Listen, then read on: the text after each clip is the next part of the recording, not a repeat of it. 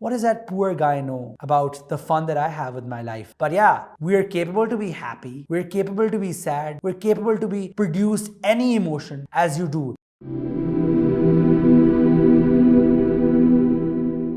I would like to talk about the problems for people with disabilities exclusively in Pakistan. But this does not mean there are no problems that exist internationally. But I just think there are certain things that everybody needs to be prudent about when they're doing a certain thing. Let's just jump into those particular problems. And let's start off this thing with a little story that I have in mind. At the time of my A-levels, I went for the world's individuals debating / public speaking championship to the United States of America in Pennsylvania, which took me to my uncle's house in Portland, Oregon, where I was able to see a movie with my cousins. And I was shocked. You guys would be thinking, why is he telling this story? Why would we be interested? But I was actually shocked when I saw that movie. Was that movie a horror-based movie? No, it was a kid's cartoon movie. Then why was I shocked to begin with? I was shocked because they gave me a headset that I could put on my ears and which gave complete audio description without me asking for that particular headphone. This is one small example of my experience in the United States of America.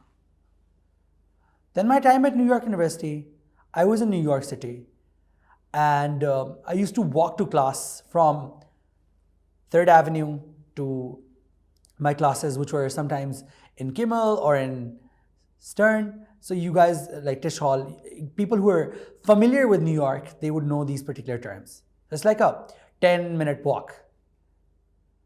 When my mobility trainer was along with me, she used to show me these little poles, the buttons that I could press. And when the light changed, it beeped. And then I was shocked again. Furthermore, I had never walked alone in Pakistan for this long span. But there, what I saw from people was that they used to randomly come up to me and be like, oh, can I help you cross the street? And this mindset really touched me. And if you said no, they would just walk away. They would not insist on helping you out. They would just try to facilitate you. This does not mean that the states like United States of America does not have discrimination or does not have these particular problems. But the only thing that this means is that we need to be technologically abreast with things here in Pakistan. Then the question is going to be like, oh, it's a developing country. We're technologically behind in a lot of other things. Why should we technologically abrupt on these particular things? And how can we don't have money. We don't have money to give basic facilities to people. There are people that live in slums. Then how can we bring in these particular facilities? I would agree to that particular statement. But I think that if a private enterprise over here is building a cinema, it's not hard for them to bring in headphones with audio descriptions. It is just about creating the laws in the right manner and enforcing those particular laws so there can be the concept of equality. So I can enjoy a movie like a person that is sitting right next to me can enjoy that. I shall not be left behind. And I think your private enterprises can easily do this particular thing. Moreover, when we go to industries, when we go to apply for jobs, the main question is, so in the US, they have their laws where you cannot be discriminated against. Here, you might have those laws, you might have those quotas, but people question your ability. And that's a problem. So if somebody has done something and wants a job for that particular thing, they should be granted that particular job.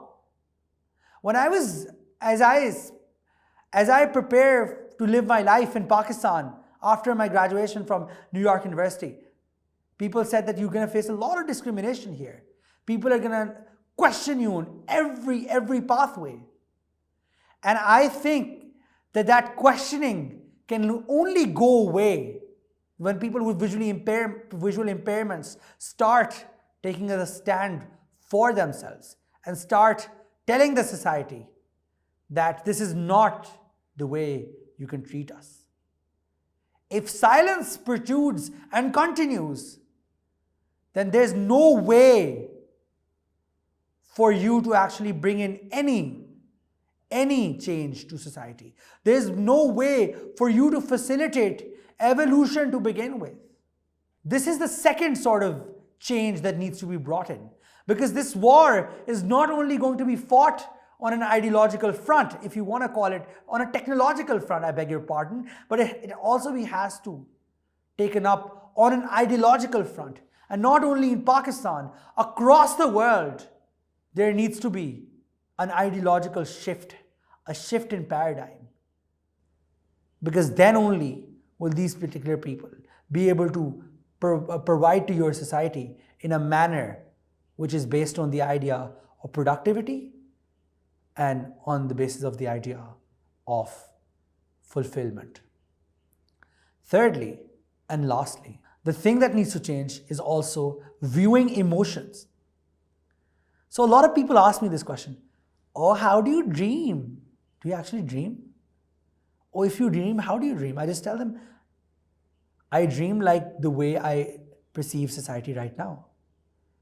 Oh, how do you emotionally think about stuff? What is your opinion on relationships?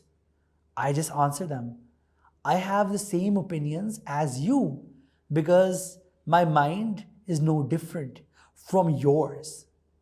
And that is what needs to be accepted across this society. Oh my God, how do you spend your life without eyes? I pity you. I'm so sorry that you have to do this. I met a Sardar driver in New York as I was talking about New York, and I love talking about that city. He said to me, oh, it is better in Punjabi, better hai ke banda paida hi na hoye, je unu ye masla peh jaye, which translates roughly to that you shouldn't be born if you have this particular problem. What does that poor guy know about the fun that I have with my life? The fun that I have when I'm traveling, the exhilarating feeling sitting in an airplane about to embark on a new journey, the exhilarating feeling before starting this talk, whereby I could talk about whatever I wanted to, the exhilarating feeling while swimming, or other activities that I do while riding a horse. What does that poor person know? Because he can never get into my mind and start understanding. But yeah, we are capable to be happy, we're capable to be sad, we're capable to be produce any emotion as you do. And I think this needs to be accepted more vitally in South Asian society, because they think that we are different and we think, hear, or view stuff differently. Some people start associating piousness to me. Oh, you must be so pious, so close to God because you cannot see. Or you'll go to heaven first. For God's sake, ladies and gentlemen, these notions are the ones that need to be countered, because I'm just as you. And that is what needs to be accepted on a wider ground in Pakistan. As I end this particular talk, I would like to reiterate the three things that I mentioned.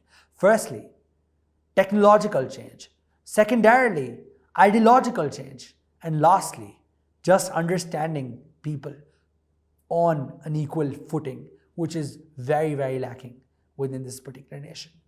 This is my favorite line, and I love saying this. This was wrote by my teacher, Wasif Mir, and I ended my TED Talk, a lot of other talks that I've done, with this line, and I'm going to end this talk with this one as well. Don't feel sorry that I can't see. Feel sorry what your ignorance is doing to me and millions like me. I thank you.